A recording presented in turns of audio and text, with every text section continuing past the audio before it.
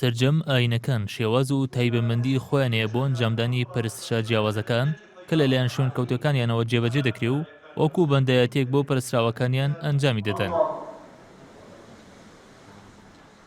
لە ئاینی ئیسلامدا ڕۆژوو بە یەکێک لە بنەما سەرەکیەکانی پابەندبوون بە ئاینەوە دادەنرێ و ساڵانە لە سەرانسەری جیهاندا موسڵمانان لە مانگی ڕەمەزاندا بە ڕۆژوو دەبن و خۆیان لە خواردن و خواردنەوە بەدوور دەگرن.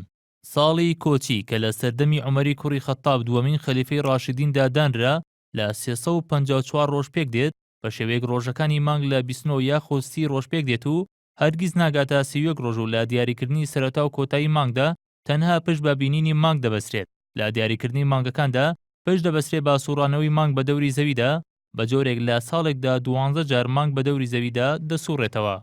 بە مەبەستی دیاریکردنی یەکەمین ڕۆژی مانگی ڕەمەزان لە زۆربەی وڵاتانی عەرەبی و ئیسلامیدا لە کۆتایی مانگی شەعباندا لیژنە جیاوازەکان بە دوای مانگدا دەگەڕێن و لەگەڵ بینینیدا کۆتایی بە مانگی شەعبان دەهێنرێت و مانگی ڕەمەزان دەست پێ دەکات.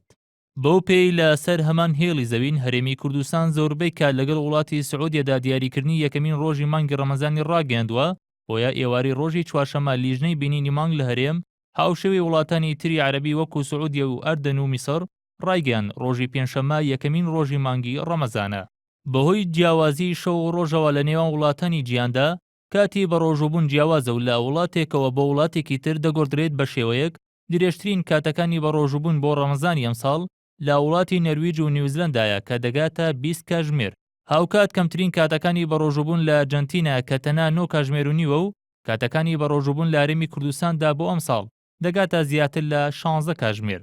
دوای تێپەڕبوونی 35 ساڵ و لە ساڵی 1970ەوە تەواوی مانگی ڕەمەزان لە هەرێمی کوردستاندا دەکەوێتە وەرزی هاوینەوە و تیایدا پلەکانی گەرما لە نێوان 38 بۆ 42 پلەی سەدیدایە و لە ساڵی 2050دا جارێکتر مانگی ڕەمەزان لە هەمان کاتدا دووبارە دەبێتەوە.